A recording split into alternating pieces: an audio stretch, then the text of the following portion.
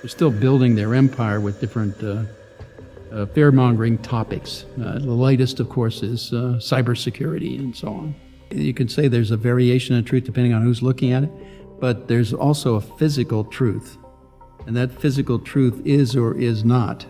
So there's kind of when you look at, for example, when you're doing signals intelligence, you're looking at abstract things, the communications of people and their metadata and other kinds of things that they're saying. You may not be able to read their things, so they may be encrypted and you can't read that. So you have to try to interpret that, but underlying all of that is a physical reality that's happening.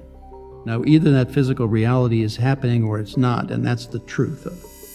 So what you're trying to do in the business of intelligence anyway is get to that underlying truth, the physical reality, and it's not something like for example, in 1968, the Russians invaded Czechoslovakia. That's a basic fundamental truth.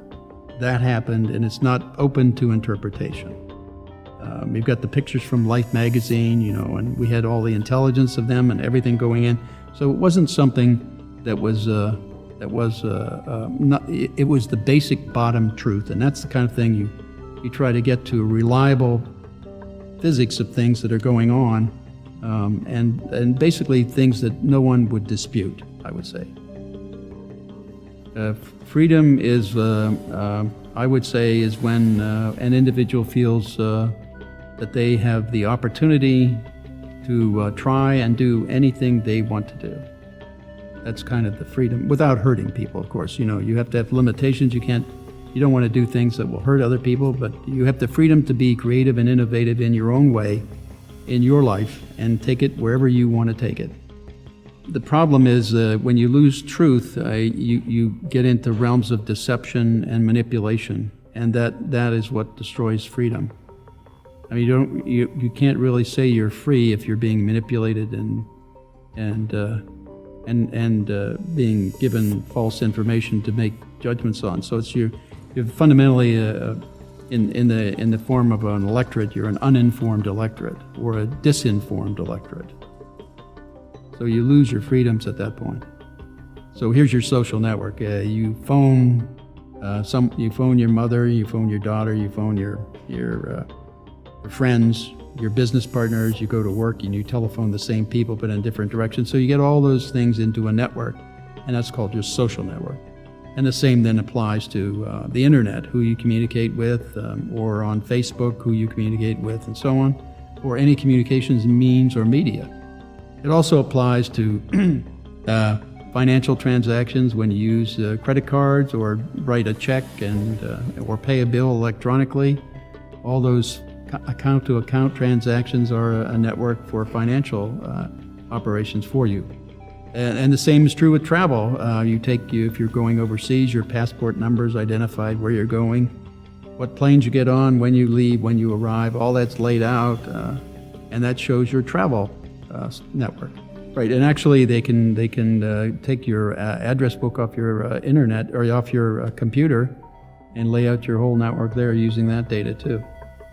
And that's been one of the recent ones there. But I mean, they don't even have to attack your computer. If you allow yourself to be open, they can get that information easily. Everything that anybody does on a computer or on a network in NSA or anywhere else gets logged in the network log. So if you click a mouse and it's sending a set of instructions down the network to a point where you are going to get data or something, that gets logged in the log.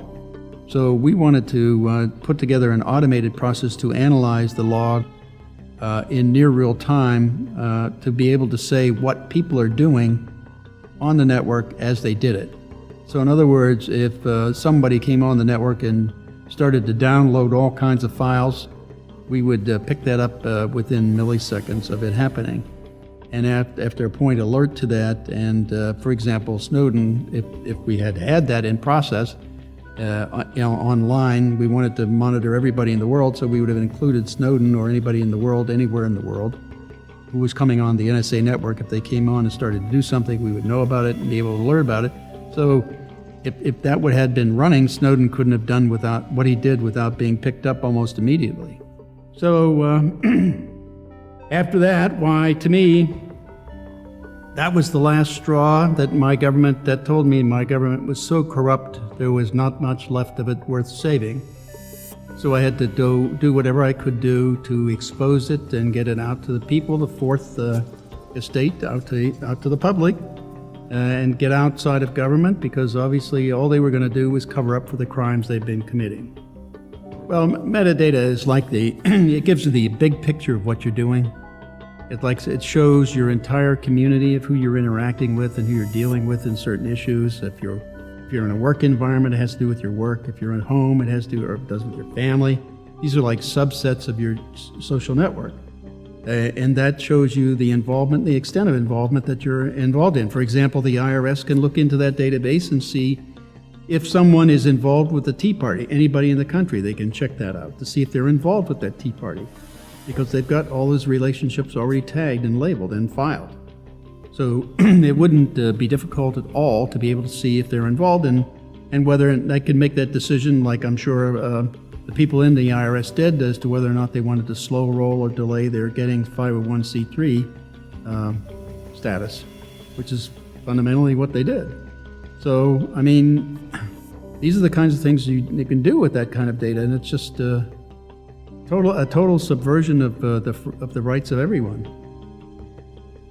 Plus, it basically makes the entire population of the country feel that they're being watched all the time, which they are, but not physically. That's the point. But that then affects how they then start changing how they operate, and I refuse to do that. I figure I will say everything I have to say out in public, so that if they want to charge me with something, I've said it in public so that everybody can hear it, not just the collectors at NSA are looking at it.